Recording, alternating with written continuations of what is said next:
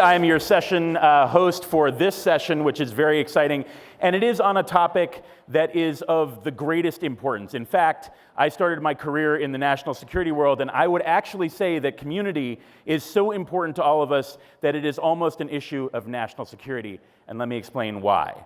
I am very honored to be here to help you guide through this session about the thing that probably keeps all of us up at night.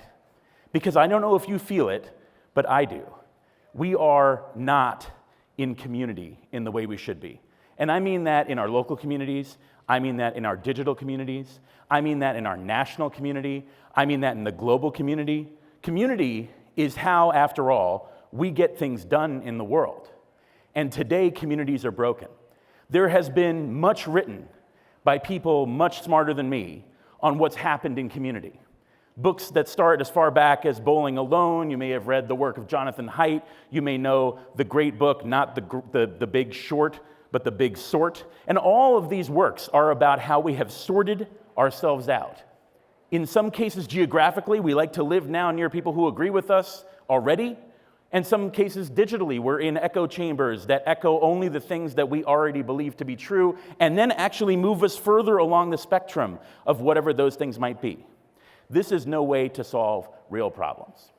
One of the things that I've embarked on in the last year is to release a book. I am not someone who ever expected to be an author, but the book, called Strong Floor, No Ceiling, is in many ways about community.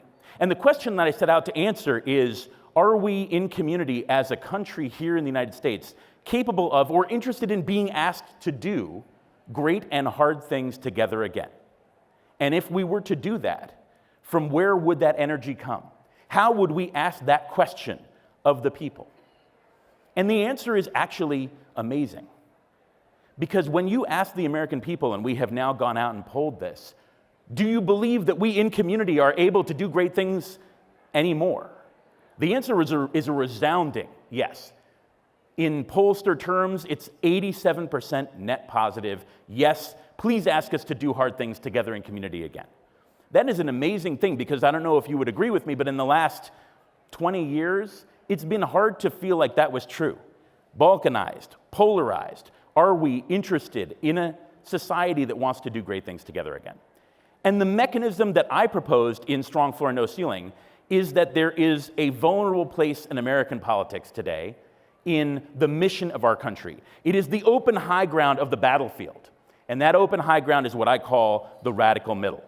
Now, people in this room, you all here at the Social Innovation Summit, you are business leaders, you are philanthropic leaders, you are community leaders, and you are people who believe, in my opinion, in practical solutions and in building a plan from a place of hope and action, not just anger, frustration, and hatred, which is where so much of the motive power in American politics and in our discourse comes today. So I am here to tell you that there is hope, that there is a place we can build from. Now, when I wrote Strong Floor, No Ceiling, I wanted to create something that would explain the flywheel by which we could give birth again to a renewed American dream. I mentioned at the beginning of this talk that I started my career in national security. When I think about that work, and I think about the external threats to our country, a 9/11, a Pearl Harbor, those things don't defeat America. Those things don't go to the heart of what makes us a great people and what makes us partners to the rest of the world. But what might, and in my opinion, what will, is if we allow the American dream to die. By a show of hands, how many of you think the American dream has always been true for everybody in this country? Not one hand, not surprising. How many of you think that the American dream at one point worked for some people but no longer works? I see a lot of hands, and I agree with you. So the question that I chose to tackle, and again, at the heart of it is community, is how could we make sure that we provide the opportunity that is necessary and the fair access to that opportunity that is necessary for the people of this country to believe in the American dream, but also not cap success and not make it such that we could not afford to do those things. The 4 words Strong Floor, No Ceiling are the encapsulation of that idea. There should be a strong floor below which we do not let our fellow Americans fall. And that is someone whose family came over in the Mayflower and someone who showed up here last week. and someone who is destitute and fearful and fleeing for their lives, and also the children of wealthy and well-educated folks who are coming here to start businesses and get educated, and everybody in between.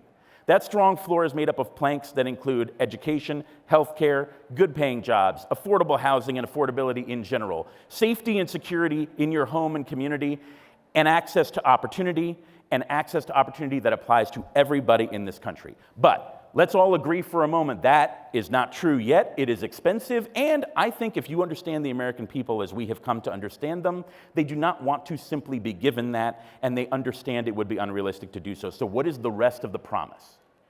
If you work hard, play by the rules, and strive in that way that is so associated with the American dream, there ought to be no ceiling to what you can accomplish. There ought to be no limits to what you can dream as a child in America, to what you can aspire to as a business owner, small business or big business, whatever it may be.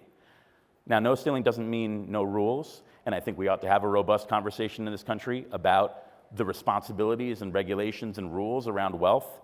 But the idea that we are becoming an anti-success country is not only not an American idea, it is incompatible with providing that very strong floor that is so important to giving people a fair chance. Now, when I sought to write this book and encapsulate this idea, the very first thought that came to my mind is this is not possible if we don't do this together as a people.